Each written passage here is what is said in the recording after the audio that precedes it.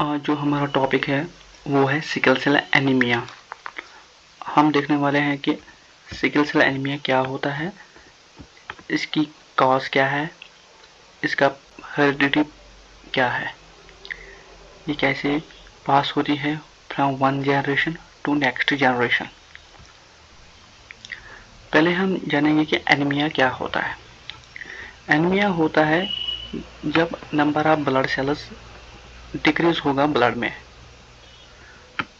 अगर एक healthy person है उसमें जो हेमोस्टेसिस ऑफ बॉडी है वो मेंटेन रहता है, उसमें हर कोई ऑर्गन प्रॉपरली फंक्शन करता है, उसका जो खून है वो भी बराबर मकदार में होता है। तो अगर ये खून या नंबर ऑफ ब्लड सेल्स कम हो गए विद एनी कंडीशन, कोई भी कंडीशन हो और उसकी वजह से नंबर ऑफ ब्लड सेल्स कम हो जाए, उसको हम कहेंगे anaemia. Now what is sickle cell anaemia? Sickle cell anaemia is an inherited form of anaemia, यानी कि ये सिकल सेल एनीमिया एक ऐसी कंडीशन है जो पास होती है from one generation to next generation. A condition in which there are not enough healthy red blood cells, यानी कि जो number of red blood cells हैं वो एक तो कम होगा, दूसरा वो हेल्दी नहीं होंगे to carry advocate oxygen throughout the body. We know जो हमारी ब्लड सेल्स हैं वो क्या करती है काम, वो कैरी ऑफ ऑक्सीजन का काम करती है, यानी कि वो फ्रॉम लंग्स टू बॉडी, वो from lungs to body delivery of oxygen करती है और from tissues to lungs carbon dioxide का ट्रांसपोर्ट करती है। नाउ वी नो अगर जो नंबर ऑफ आरबीसीज कम होगा हमारे ब्लड में तो उससे क्या होगा, उससे एनीमिया होगा। दूसरा जो हमारा बॉडी के पार्ट्स है, पेरिफेरल टिश्यूज है, वहां पर क्या होगा, वहां पर एनफ ऑक्सीजन नहीं पहुंच पाएगा, उससे हाइपोक्सिया कंडीशन हो जाएगी। और जो सिकल सेल एनीमिया है इसमें क्या होता है, नॉर्मली जो हमारा सेल है, रेड ब्लड सेल है, वो ओवल शेप होता है, यानी राउंड शेप होता है, but due to mutation, due to different conditions, वहां पर क्या होता है कि जो हमारा सेल है, रेड ब्लड सेल है, वो सिकल शेप्ड होता है, यानी कि वो क्रेसेंट शेप यानी कि हाफ मून शेप बन जाता है। उससे क्या होता है, वो स्टक होता है डिफरेंट ब्लड वेसल्स में और वो वहां पर पास नहीं हो पाता है, जिससे हमारा जो टिश्यू है वहां पर एनीमिया होता है। वहां पर जो हमारा टिश्यू है वहां पर एनफ सप्लाई ऑक्सीजन नहीं पहुंच पाती है। रेड ब्लड सेल है वो यूजुअली राउंड शेप होता है इस तरह। नाउ ड्यू टू म्यूटेशन उसमें क्या हुआ कि वो एक तो रिजिड हो गई यानी कि तंग हो गई, दूसरा स्टिकी बन गई और उसका जो शेप है वो राउंड से होकर क्रेसेंट शेप बन गया, यानी कि वो अब इस तरह बन गया है। These irregular shaped cells can get stuck in small blood vessels, यानी कि जो हमारी खून की नालियां है, छोटी छोटी नालियां है हमारे जिस्म में, वहां पर क्या होता है, जो ही ये पास होती है कौन सी sickle shaped red blood cells, वहां पर ब्लॉकेज ऑफ ब्लड होता है, वहां पर जो ब्लड फ्लो है वो ब्लॉक होता है। आप यहाँ पर देख सकते हो इस तरह, वहां पर ब्लॉकिंग ऑफ ब्लड सप्लाई होता है, जिससे क्या होगा, जो पेरिफी में पार्ट ऑफ बॉडी होगा वहां पर एनफ ऑक्सीजन नहीं पहुंच पाएगा, यानी कि वहां पर हाइपोक्सिया कंडीशन हो जाएगी। Now what is definition of sickle cell anaemia? You have to write this in your exams. Sickle cell disease is a genetic disorder that affects erythrocytes. RBCs are also called erythrocytes, causing them to become sickle or crescent shaped, यानी कि वो अब crescent shape बन गई, यानी कि उनका shape पहले ऐसा राउंड था, अब वो क्या हो गया है, वो क्रेसेंट शेप बन गया है इस तरह। The effect of this condition due to an abnormal of the haemoglobin molecules found in the erythrocytes. तो जो हीमोग्लोबिन होगा वहां पर भी असल में वहीं पर प्रॉब्लम है। जो आरबीसी का में क्या होता है, जब आरबीसी प्री मैच्योर स्टेज में होती है उसमें हर कोई ऑर्गनली होता है, उसमें न्यूक्लियस भी होता है, उसमें आरईआर भी होता है, उसमें सब कुछ होता है। बट जो ही ये अब ट्रांजिशन होगी from immature to mature RBC में, ये डिन्यूक्लिएट होती है, यानी कि इसमें जो स्पेस है वो खाली किया जाता है, जो इसके ऑर्गेनेल्स हैं वो खत्म किए जाते हैं ताकि ये more and more haemoglobin incorporate कर पाएंगे। जब इन हीमोग्लोबिन ज्यादा होगा उससे क्या होगा, जो number of oxygen molecules carrying out will be increase, यानी कि जो नंबर ऑफ ऑक्सीजन मॉलिक्यूल्स हैं वो इंक्रीज हो जाएंगे एक आरबीसी में। तो यहाँ पर क्या हुआ कि जो एबनॉर्मलिटी है वो एक्चुअली हीमोग्लोबिन में है। हीमोग्लोबिन क्या है?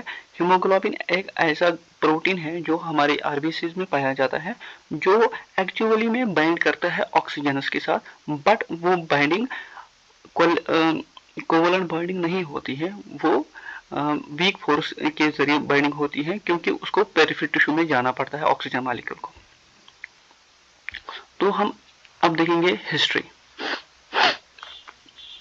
हिस्ट्री इसकी ये है कि वाल्टर कैलमेट नोबल ये एक ट्रैवलर था जो यूनाइटेड स्टेट्स में चला गया।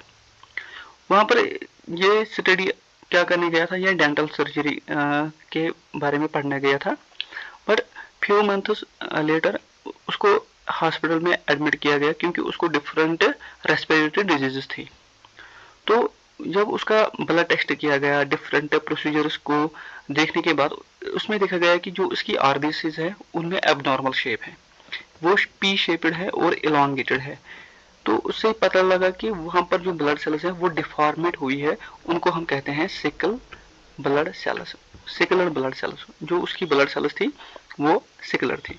यहाँ पर आप देख सकते हो उसी पेशेंट का जिसका नाम था वाल्टर कैलमेट।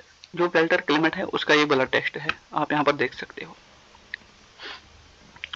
तो 1922 में doctor V R Mason names the disease sickle cell anaemia. तो ये डॉक्टर वी आर मैसन है, जो डॉक्टर वी आर है, उन्होंने क्या किया काम, उन्होंने इसका नाम सिकल सेल रख दिया क्योंकि इसकी जो सिमिलरिटी है वो सिकल के जैसे हैं, इसलिए उसको क्या कहा गया है? Sickle cell anaemia. अब हम पढ़ेंगे genetics of SCD, sickle cell disease. Sickle cell disease में एक्चुअली में जेनेटिक्स क्या है? The change in cell structure arises from a change in structure of haemoglobin. यानी कि मैंने पहले भी कहा है कि जो हमारा हीमोग्लोबिन है उसमें कोई चेंज आई है, वो डिस्टर्ब हो गया, वो नॉर्मल फंक्शन नहीं करेगा। Single change in an amino acid causes haemoglobin to aggregate.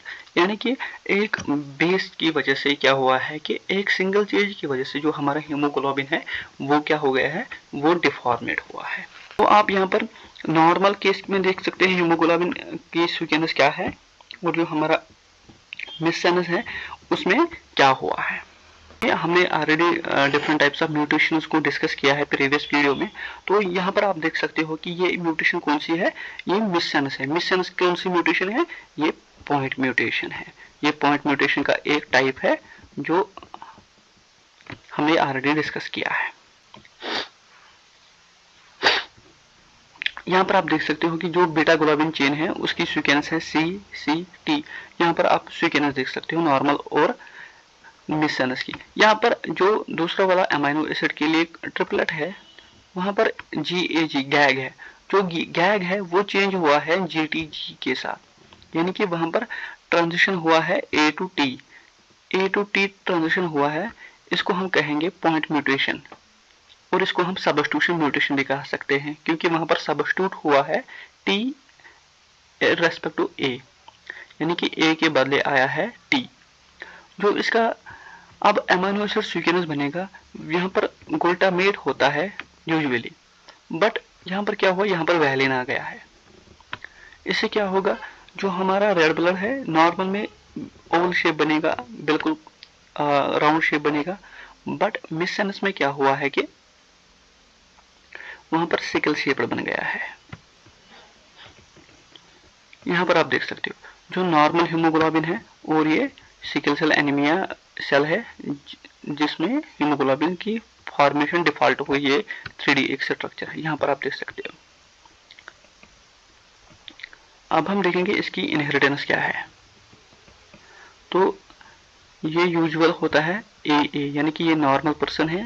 ये ट्रेट है, यानी कि इसमें ये कैरियर है, ये पेशेंट कैरियर है, यानी कि ये कैरियर है। इफ वन पेशेंट है सिकल सेल ट्रेट HBAS, यानी कि इसमें हीमोग्लोबिन है उसका एक जीन ठीक है, दूसरा म्यूटेटेड है, and the other does not carry the sickle cell haemoglobin at all, यानी कि दूसरा जो है वो नॉर्मल है। ये हम इनहेरिटेंस पैटर्न देखते हैं यहाँ पर। And the other does not carry the sickle haemoglobin at all, then none of the children will have sickle cell anaemia. यानी कि अगर दोनों में से एक पेरेंट कैरियर होगा, दूसरा पेरेंट क्या होगा, वो नॉर्मल होगा, बट जो इनके चाइल्ड्स होंगे उनमें किसी को भी सिकल सेल एनीमिया नहीं होगा। बट यहाँ पर आप ये बात नोट कर ले, जो 50% ऑफ चांसेस है वहां पर क्या है कि वो ट्रेट में कन्वर्ट हो सकता है। यानी कि ये 50% चांसेस है कि जो चाइल्ड आने वाला है उसमें जो सिकल सेल एनीमिया है उसका एक जीन म्यूटेटेड है। इससे हमें पता चलता है कि जो सिकल सेल एनीमिया है वो एक रिसेसिव जेनेटिक डिसऑर्डर है। ये एक रिसेसिव जेनेटिक एबनॉर्मलिटी है। क्यों रिसेसिव क्यों है? क्योंकि जो ही डबल एस आएगा वहां पर सिकल सेल एनीमिया होगा। यहाँ पर आप देख सकते हो, यहाँ पर ए एंड एस है, यानी कि एक जीन नॉर्मल है, दूसरा जीन डिफॉल्ट है, यानी कि उसमें कोई प्रॉब्लम आ गई है। बट उससे भी हमारा यहाँ पर सिकल सेल नहीं होता है। क्यों नहीं होता है? क्योंकि जो सिकल सेल एनीमिया है वो एक रिसेसिव डिसऑर्डर है। ठीक है, तो यहाँ पर आप देख सकते हो कि अगर एक पेरेंट नॉर्मल है, दूसरा पेरेंट कैरियर है, तो वहां पर चांसेस क्या है, किसी भी जो चाइल्ड है उसमें सिकल सेल एनीमिया नहीं होगा। बट वहां पर चांसेस ये हैं कि जो 50% है उनमें सिकल सेल ट्रेट होगा, यानी कि वो कैरियर्स होंगे किसके, सिकल सेल के लिए। जो उनका हीमोग्लोबिन है वो अनइफेक्टेड होगा, यानी कि जो इनकी आरबीसीज है, इन चारों की जो आरबीसीज है वो क्या होगी, वो राउंड शेप होगी, ना कि सिकल शेप्ड। अब हम देखेंगे दूसरा वाला। अब दोनों पेरेंट्स क्या है, वो कैरियर्स है, यानी कि ये भी फादर भी कैरियर है और जो मदर है वो भी कैरियर है। उसमें क्या चांसेस होंगे? जो नॉर्मल है, नॉर्मल कितने चाइल्ड्स बनेंगे, तो वो है 25%। यानी कि जो नॉर्मल चाइल्ड्स होंगे वो वहां पर कितनी चांसेस है, वहां पर 25% चांसेस है नॉर्मल चाइल्ड होने के। और जो कैरियर बनने के कितने चांसेस हैं, वहां पर 50%, यानी कि यहाँ पर 4 में से 2 है, यानी कि 50%। और जो सिकल सेल एनीमिया है वो भी 25% है। यहाँ पर आप देख सकते हो कि पैटर्न कैसे चेंज हुआ है। पहले हमने देखा नॉर्मल और कैरियर के दरमियान, अब हम देख रहे हैं दो कैरियर्स के दरमियान। अगर सिकल सेल एनीमिया के लिए दो कैरियर्स हैं, दो इंडिविजुअल दो कैरियर्स के लिए हैं, वो कैरियर हैं किसके लिए, सिकल सेल एनीमिया के लिए, तो उनने आपस में शादी कर ली, उनका जो चाइल्ड होने वाला है उसमें ये प्रोबेबिलिटी है कि जो 25% है वो नॉर्मल होगा, जो 50% होगा वो क्या होगा, वो affected with sickle cell trait होगा, बट उसमें सिकल सेल एनीमिया नहीं होगा। और जो 25% है उसमें एनीमिया होगा, यानी कि उसमें सिकल सेल एनीमिया होगा। तो यहाँ पर आप देख सकते हो कि जो यहाँ पर नॉर्मल होंगे वो यहाँ पर 75% होंगे, ये नॉर्मल है, यहाँ पर ये 75% होंगे, और जो अफेक्टेड होंगे वो 25% होंगे। यहाँ पर आप देख सकते हो जो नॉर्मल है वो 75 है, जो affected with sickle cell anaemia है वो है 25%। बट यहाँ पर जो जेनेटिक रेशियो है वो डिफरेंट है, और जो फिनोटाइपिक रेशियो है वो डिफरेंट है। यहाँ पर फिनोटाइपिक रेशियो है 3:1, बट यहाँ पर जो जेनेटिक रेशियो है वो है 1:2:1। यहाँ पर आप देख सकते हो जो जेनेटिक रेशियो है वो है 1:2:1, बट जो यहाँ पर फिनोटाइपिक रेशियो है वो है 3:1। यहाँ पर आप क्लियरली देख सकते हो। अब हम देख सकते हैं यहाँ पर हम एक और प्रोबेबिलिटी लेंगे। यहाँ पर एक पेशेंट जो है वो है कैरियर, यानी कि एक फादर जो है वो कैरियर है, और जो मदर है वो है सिकल सेल एनीमिया, यानी कि जो मदर है उसमें सिकल सेल एनीमिया है। तो यहाँ पर जो ऑकरेंस ऑफ, यानी कि chances of having sickle cell anaemia वो चेंज होगा। वो अब कैसे चेंज होगा, जो ही एक कैरियर है, दूसरा है एनीमिक, यानी कि सिकल सेल एनीमिया है उसमें, तो वहां पर जो 50% चाइल्ड्स होंगे चांसेस है उनमें वो कैरियर होंगे, यानी कि वो इफेक्टेड नहीं होंगे, बट वो कैरी करेंगे जीन, एक डिफॉल्ट जीन किसके लिए, जो होगा सिकल सेल एनीमिया के लिए। बट जो 50% है वो सिकल सेल एनीमिया होगा, यानी कि वो अफेक्टेड होंगे। ठीक है, अब हम दूसरा वाला ट्रीट लेंगे, दूसरा कि अगर एक नॉर्मल है, दूसरा है एनीमिक, यानी कि ये चार कंडीशन हमें लेनी ही लेनी है, हमें ये क्रॉसेस दिखाने हैं वहां पर। एक है यूजुअल यानी कि नॉर्मल है, दूसरा एनीमिक है। जो मदर है वो एनीमिक है। इसमें ये इफेक्ट नहीं करता है कि मदर एनीमिक है या फादर एनीमिक है, क्योंकि ये एक सेक्स क्रोमोसोमल नहीं है, ये एक ऑटोसोमल डिसऑर्डर है। क्योंकि ये क्रोमोसोम नंबर यहाँ पर दिया होगा, क्रोमोसोम नंबर 11 पर होता है, यानी कि ये क्रोमोसोम नंबर 11 पर ये ऑटोसोमल है। ये वुमेन्स एंड मेल्स में सेम ऑकरेंस में होगा, और जो इसका इनहेरिटेंस है वो डिफर करेगा कि कंडीशन कौन सी है, ना कि कौन सा पेरेंट है। यहाँ पर आप देख सकते हो none will have sickle cell anaemia. यहाँ पर किसी को भी सिकल सेल एनीमिया नहीं होगा, क्योंकि ऑल विल बी कैरियर्स। यहाँ पर सबके पास सिकल सेल ट्रेट होगा, यानी कि इनमें कोई सिकल सेल एनीमिक पेशेंट नहीं होगा। बट यहाँ पर क्या होगा, all will be sickle cell trait patients, यानी कि उनमें एक जीन होगा वो म्यूटेटेड है। अब इसका मैकेनिज्म क्या है। When sickle cell hemoglobin gives up its oxygen to the tissues, HBS यानी कि haemoglobin with sickle cell anaemia, यानी कि यहाँ पर आप देख सकते हो जो ही यहाँ पर आप मानो ये टिश्यू है, यहाँ से हमारा जो ब्लड वेसल है वो आ रही है ब्लड वेसल। जो ब्लड वेसल है ये हमारा ब्लड वेसल। ब्लड वेसल में क्या होता है, यहाँ पर खून आ रहा है, यहाँ से ये जाएगा हमारे जो बॉडी टिश्यू है, ये हमारा बॉडी टिश्यू है। जो ही बॉडी टिश्यू में इसने O2 दिया, ये अब वापस जा रही है दूसरे ब्लड वेसल से। यहाँ पर जो इसकी शेप है वो डिफॉर्म होती है, यहाँ पर भी अब सिकल सेल हो जाएगी, यानी कि अब ये रॉड शेप बन जाएगी, इस तरह बन जाएगी। ये पहले राउंड थी इस तरह, but when it delivers oxygen, after delivering oxygen it gets changed into sickle shaped and gets stuck in the blood vessels। यहाँ पर क्या होगा, ये अब unable to squeeze through the small blood vessels. जो ही इसका शेप चेंज हुआ है तो ये अब जो पतली पतली ब्लड वेसल्स होती हैं हमारे जिस्म में, वहां से ये स्क्वीज नहीं कर पाती है, वहां से ये अपना जो रास्ता है वो नहीं बना पाती हैं। उससे क्या होगा, जो less oxygen to the tissues of body, जो हमारा बॉडी पार्ट होगा वहां पर क्या होगा, कम ऑक्सीजन हो जाएगा। हमें पता है कि जो नॉर्मल आरबीसी लाइफ स्पेन है वो है 120 days, but due to this default, due to this anaemic, due to this condition, वहां पर वहां पर क्या होगा, वो 20 डेज ही होगा इंस्टेड ऑफ 120 डेज।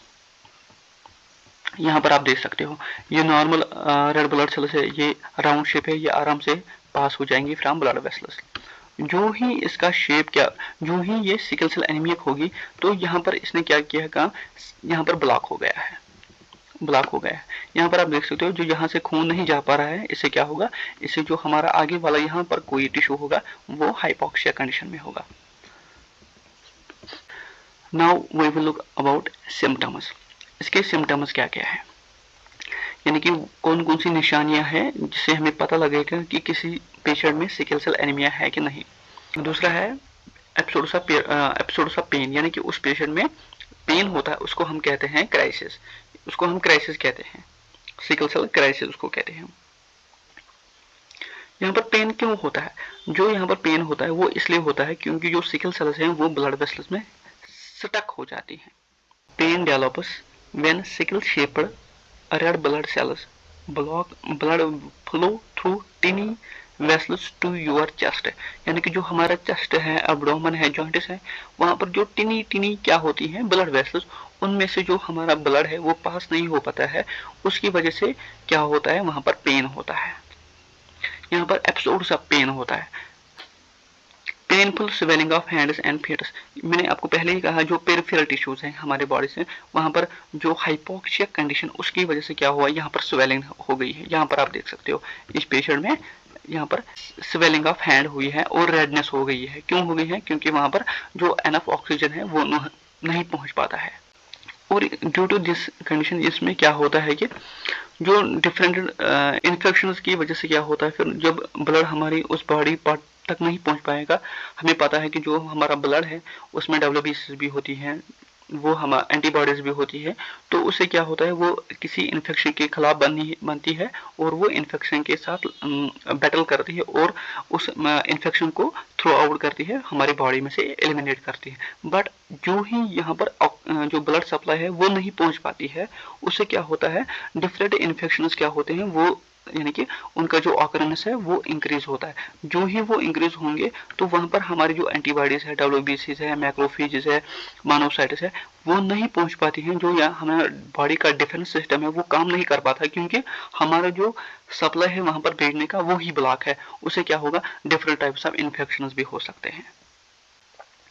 यहाँ पर जो ग्रोथ है किसी, जो हमारा बच्चा होगा, अगर किसी बच्चे में होगा तो वो अपनी जो प्यूबर्टी लेवल है वो उसको हिट अच्छी तरह नहीं कर पाएगा। जो उसमें चेंजेस आनी चाहिए वो अच्छी तरह से नहीं आ पाती है।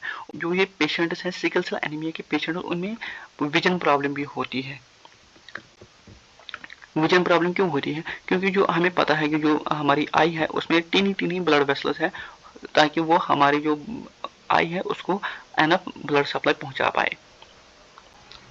Sickle cell shaped of RBCs, sickle shaped of RBCs, वहां पर वो एनफ सप्लाई ऑक्सीजन नहीं पहुंच पाता, उससे हमारा जो पेशेंट होगा उसका जो विजन में प्रॉब्लम हो जाएगा। टाइप्स ऑफ कॉम्प्लिकेशंस क्या होती है सिकल सेल एनीमिया की वजह से। यहाँ पर आप देख सकते हो स्ट्रोक आ सकता है। क्यों, हमें पता है कि जो हमारा ब्लड वेसल्स है ब्रेन में वो बहुत बहुत छोटी है, उससे क्या हो सकता है, स्ट्रोक आ सकता है। एक्यूट चेस्ट सिंड्रोम हमने ये भी देखा, इसमें पीरियड्स ऑफ पेन होता है। क्यों होता है, वहां पर जो हमारे एब्डोमेन चेस्ट होता है वहां पर एनफ ऑक्सीजन है वो नहीं पहुंच पाता है। पल्मोनरी हाइपरटेंशन होता है। पल्मोनरी हाइपरटेंशन मतलब क्या है, यहाँ पर जो people with sickle cell anaemia can develop high blood pressure in their lungs, यानी कि जो हमारा लंग्स है वहां पर जो प्रेशर ऑफ ब्लड है वो इंक्रीज होता है, उसको हम कहते हैं पल्मोनरी हाइपरटेंशन। उससे क्या होता है, शॉर्टनिंग ऑफ ब्रेथ, यानी कि हम जो पेशेंट होगा वो जल्दी जल्दी सांस लेगा छोड़ेगा, जल्दी लेगा छोड़ेगा। उससे क्या होगा, उसे एक तो फैटिग होगा और ये हम जो पेशेंट उसके लिए लाइफ थ्रेटनिंग भी है। Now we are going to discuss diagnosis. अब हमें पता है कि हमने सिम्टम्स देखे हैं पेशेंट में, अब हम डायग्नोज करेंगे, हम ये कंफर्म करेंगे इसमें है कि नहीं, इसमें कोई और कंडीशन मत है जिनकी वजह से जो हमारे आरबीसी है वो नॉर्मल डेवलपमेंट नहीं पहुंच पाती है, उनमें भी एनीमिया होता है या डिफरेंट टाइप्स ऑफ एनीमिया है, उसकी वजह से भी हमारा जो बॉडी का पार्ट है वहां पर ऑक्सीजन एनफ नहीं पहुंच पाती है। अब इसको कंफर्म करने के लिए हम डायग्नोसिस करते हैं। डायग्नोसिस कैसे करेंगे, हम यहाँ पर ब्लड टेस्ट करेंगे, the defective form of haemoglobin that underlines sickle cell anaemia. यहाँ पर हम देखेंगे कि अगर जो हीमोग्लोबिन है वो डिफेक्टिव है तो इसका मतलब है कि हाँ इसमें सिकल सेल एनीमिया ही है। हम अडल्ट में क्या करते हैं, हम डायरेक्ट ही आर्म जो वेन है उसमें से ब्लड कलेक्ट करते हैं और जो हमारा टेस्ट है वो फर्दर परफॉर्म करते हैं। बट अगर हमारा यहाँ पर कोई बेबी होगा उसमें हम करते हैं फिंगर और हील में। जो हील में यहाँ पर प्रिक करते हैं उसको हम कहते हैं न्यूनेटल हील प्रिक टेस्ट, यानी कि हम हील में एक प्रिक देते हैं। हील हील ही क्यों देते हैं, क्योंकि जो छोटा बच्चा होता है उसमें जो वेसल्स होती हैं वो इतनी मजबूत नहीं होती हैं, उनमें पंचर होने की खतरा है, यानी कि उसमें पंचर होने का खतरा है, उसमें बहुत सारी डिफिकल्टीज हो सकती है। बट हम यहाँ पर हील पे प्रिक देते हैं और वहां पर ब्लड कलेक्ट करते हैं और फिर उसको different types of screening test करते हैं, फिर देखते हैं यहाँ पर जो हीमोग्लोबिन है वो डिफॉल्ट मत है, वो वहां पर उसमें कोई चेंज मत है, और वहां पर हम काउंट ऑफ आरबीसीज भी देखते हैं। यानी कि हम यहाँ पर देखेंगे कि जो नॉर्मली में आरबीसीज होती हैं उससे अगर कम होगा तो वहां पर भी हमें डायग्नोसिस होगा कि एनीमिया है। अब है एमनियोसेंटेसिस। एमनियोसेंटेसिस एक ऐसा टेस्ट है जो 14 to 60 वीक ऑफ प्रेगनेंसी में होता है। इसमें हम क्या करते हैं, हम एमनियोटिक फ्लूइड करते हैं कलेक्ट फ्रॉम मदर्स वॉर्म, यानी कि जो वॉर्म में एक एम्ब्रियो होगा वो अभी डेवलपिंग स्टेज में होगा, बट वी नो जो इसके पेरेंट्स हैं उनमें से सिकल सेल एनीमिया है। हमें पता होगा कि प्रोबेबिलिटी कितनी होगा, 50% होगी, 25% होगी। तो हम प्री मेजर सेटअप लेंगे और हम एमनियोसेंटेसिस करेंगे। वहां पर हम क्या करेंगे, हम एमनियोटिक फ्लूइड को कलेक्ट करेंगे और फिर जो एमनियोटिक फ्लूइड होगा उसमें वार्न आउट सेल्स होंगे किसके, बेबी के। तो उन सेल्स के हम क्या करेंगे, हम देखेंगे कि इस सेल में कोई म्यूटेशन मत है, यानी कि यहाँ पर जो क्रोमोसोम नंबर 11 है वहां पर मत कोई म्यूटेशन है जो हमारा क्या बनाता है, आरबीसीज। अगर वहां पर कोई म्यूटेशन है तो वहां पर क्या होगा, इसका मतलब है जो बेबी होगा उसमें भी सिकल सेल एनीमिया होगा। इसी तरह chorionic villi sampling, chorionic villi sample में हम विलाई सैंपल उठाते हैं फ्रॉम विलाई, तो उससे क्या होगा, हम फिर डीएनए टेस्ट करते हैं उस फिटस का, हम डीएनए में देखते हैं, कैरोटाइपिंग करते हैं, और हम जो जीन होगा आरबीसी के लिए हम उसको सीक्वेंस करेंगे, हम देखेंगे सीक्वेंस में कोई चीज मत है, अगर वहां पर पॉइंट म्यूटेशन हो गई है, गैग के बदले जेटीजी आया है, तो उस वहां पर क्या होगा, वहां पर सिकल सेल एनीमिया होगा। तो यहाँ पर ट्रीटमेंट क्या है, यहाँ पर ट्रीटमेंट ऐसा एज सच कुछ नहीं है, बट यहाँ पर क्या होगा, हम अवॉइड करते हैं क्राइसिस, यानी कि जो डिफरेंट टाइप्स ऑफ क्राइसिस होती हैं हमारे, यानी कि जो हाइपोक्सिया कंडीशन होती है, डिफरेंट रिकरेंट पेन होता है, उसको हम डिक्रीज कर सकते हैं, समहाउ हम उसको डिक्रीज करेंगे। यहाँ पर अब मेडिकेशन देखेंगे, मेडिसिन कौन कौन सा दे सकते हैं। यहाँ पर pain relieving medication that relieve pain due to a sickle cell crisis, यानी कि जो सिकल सेल क्राइसिस होती है उससे जो पेन होता है उसको रिलीव करने के लिए हम पेन रिलीव ड्रग्स देते हैं यहाँ पर, और हम यहाँ पर हाइड्रोक्सी यूरिया देते हैं। When taken daily, hydroxyurea reduces the frequency of painful crisis, and might reduce the need for blood transfusion and hospitalization। यानी कि जो हाइड्रोक्सी यूरिया है, इससे क्या होता है, इससे एक ड्रग है, ये डिजाइन किया गया है किसके लिए, सिकल सेल एनीमिया के लिए। वहां पर एक तो प्रॉब्लम जो पेन होता है वो कम होता है, दूसरा हमें पता है कि जो ही सिकल सेल एनीमिया है इसमें जो खून की कमी है, आरबीसी की कमी है, वो दिन ब दिन कम होती है। तो हम क्या करते हैं, जो ये पेशेंट्स हैं इनमें रिकरेंट ट्रांसफ्यूजन ब्लड ट्रांसफ्यूजन होते हैं और ये हॉस्पिटलाइज होते हैं, बट अगर इनमें हम हाइड्रोक्सी यूरिया देंगे तो इससे क्या होगा, यहाँ पर जो पेन होगा वो भी कम होगा, और जो ट्रांसफ्यूजन की नीड है वो कम हो जाएगी, वो बिल्कुल ही खत्म नहीं होगी, बट हम उसको डिक्रीज करेंगे। यहाँ पर अगर महीने में 2 बार या 3 बार ब्लड ट्रांसफ्यूजन होता है, या महीने में 1 बार, यहाँ पर 2 महीने में 1 बार अब होगा ब्लड ट्रांसफ्यूजन। ट्रीटमेंट इसमें यही है कि ब्लड ट्रांसफ्यूजन कर सकते हैं, यानी कि जो हमारा पेशेंट है उसका ब्लड है वो दिन ब दिन खत्म होता है, आरबीसी खत्म होगी, तो हम उसमें नया क्या करेंगे, हम उसमें नया खून देंगे, यहाँ से ही उसमें नया खून देंगे यहाँ से। बट उसमें एक रिस्क फैक्टर यहाँ है कि वो वहाँ पर कॉम्प्लिकेशन ये होता है कि जो इन्फेक्शन के खतरा बहुत होता है। हम नाइट्रिक ऑक्साइड भी देते हैं। Nitric oxide people with sickle cell anemia have low levels of nitric oxide in their blood, यानी कि जो नाइट्रिक ऑक्साइड है ये एक वासोडाइलेटर है। वासोडाइलेटर का मतलब क्या है, ये एक ब्लड वेसल है, तो ये अब ऐसी है, इसका डायमीटर भी इतना है, बट अगर हम नाइट्रिक ऑक्साइड देंगे किसी पेशेंट को, इसका जो डायमीटर है वो इंक्रीज होता है, इतना इंक्रीज हो जाएगा अब, यानी कि अब जो ब्लड सेल्स है वो इजीली पास हो सकती है, यानी कि जो नाइट्रिक ऑक्साइड है वो एक वासोडाइलेटर है। तो इन पेशेंटों में देखा गया है कि यहाँ पर है कि जो नाइट्रिक ऑक्साइड होता है कंसंट्रेशन है ब्लड में वो कम होती है, बट यहाँ पर हम नाइट्रिक ऑक्साइड देंगे तो यहाँ पर जो ब्लड वेसल है वो रिलैक्स हो जाएगी। आप यहाँ पर देख सकते हो ये ब्लड वेसल इतनी भी, इसका इतना डायमीटर है, अब जब नाइट्रिक ऑक्साइड दिया गया है तो इसका डायमीटर है वो इंक्रीज हो गया है। उससे क्या होगा, जो clumping of sickle shaper RBCs in peripheral blood vessels वो डिक्रीज होगा, और जो हाइपोक्सिया कंडीशन है वो भी डिक्रीज हो जाएंगे। अब यहाँ पर एक अच्छा ट्रीटमेंट प्लान किया गया है इन पेशेंट्स के लिए। हम यहाँ पर बोन मैरो ट्रांसप्लांट करते हैं। हमें पता है जो हेमेटोपायोसिस है, हेमेटोपायटिक स्टेम सेल है, वहाँ पर वो डिफरेंट टाइप्स ऑफ सेल्स देती हैं, खासकर आरबीसीएस, डब्ल्यूबीसीएस देती है और आरबीसीएस देगी। जो हेमेटोपाइटिक स्टेम सेल है वो कहाँ पर रिसाइड करती है, हमारी जो बोन मैरो वो वहाँ पर रिसाइड करती है। हम क्या करते हैं, हम उस पेशेंट का बोन मैरो ही चेंज करते हैं। उससे क्या होगा, जो कंपेटेबल बोन मैरो हमने उसमें ट्रांसप्लांट किया है वो नॉर्मल आरबीसीएस बनाएगा। वो क्या करेगा, वो नॉर्मल आरबीसीएस बनाएगा, वो अब पेशेंट की डिफॉल्ट आरबीसी नहीं बनाएगा। उससे क्या होगा, जो ब्लड में आरबीसी जाएंगे अब वो अब नॉर्मल हो जाएंगे। उससे क्या होगा, एक तो रिस्क फैक्टर भी कम होगा, दूसरा जो सिकल सेल क्राइसिस है वो भी कम हो गया, और जो ट्रांसफ्यूजन हमें करने पड़ता है बार बार उससे क्या हुआ है कि उससे अब ट्रांसफ्यूजन की जो ऑकरेंस है वो कम कम होगी दिन ब दिन, यानी कि अब ये 4 महीने में एक बार, 6 महीने में एक बार ट्रांसफ्यूजन करवाएगा अपना।